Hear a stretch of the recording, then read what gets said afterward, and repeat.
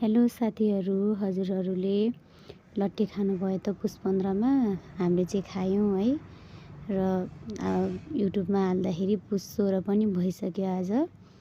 र लट्टी बनाउनको लागि चाहिँ एउटा ठुलो भाँडा लिने, त्यसमा चाहिने जति घिउ राख्ने है। र घिउमा चाहिँ सुकमेल फुराउनु पर्छ। यो सुकमेलले चाहिँ लट्टीमा एकदम मिठो बास्ना दिन्छ। र सुकमेल फुराइसकेपछि चाहिँ त्यसमा स्वाद अनुसारको चाहिँ चिनी राख्नुपर्छ। घिउमा चिनी यसरी राख्नुपर्छ है। आफूलाई कतिको गुलियो मनपर्छ त्यही अनुसारको राख्नु होला।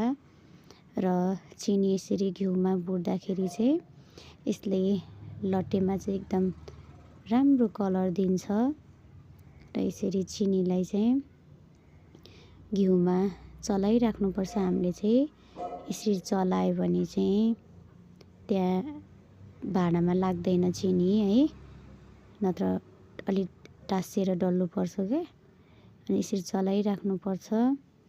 र त्यसपछि चाहिँ हामीले भिजाएर राखेको अनादिको चामल चाहिँ राख्नुपर्छ।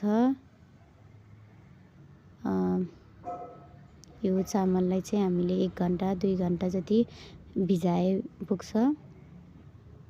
र त्यसरी चामल हालिसकेपछि चाहिँ हामीले चलाउनु पर्छ। मैले चाहिँ यो डाडुमा घिउ हालेको थियो अनि त्यसले नै चलाएछ क्या। ठिकै छ, केही छैन हैन, जेले चलाए पनि खानी नै हो। डाडुले नै चलाएँ मैले चाहिँ। हेर्नुहोस् त कति राम्रो कलर आएको छ क्या। त्यो जुन घिउमा पहिला नै चिनी हालेर यस्तो राम्रो कलर आएको छ। यसलाई चाहिँ छोपेर एकछिन राख्नुपर्छ है।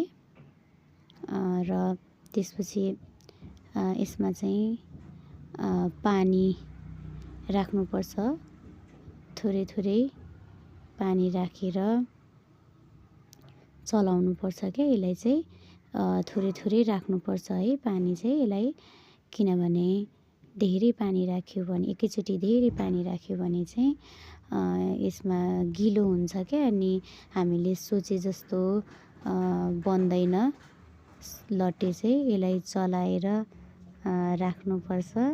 यसरी चलाएर यसरी छोपेर अनि फेरि निकाल्नुपर्छ है। मैले चाहिँ बिचमा पानी पनि राखेको थिएँ। यति मिठो राम्रो भयो लट्टी चाहिँ। तपाईँहरू पनि घरमा ट्राई गर्नु होला। पाक्यो, हाम्रो घरमा चाहिँ मिठो लट्टी पाक्यो है।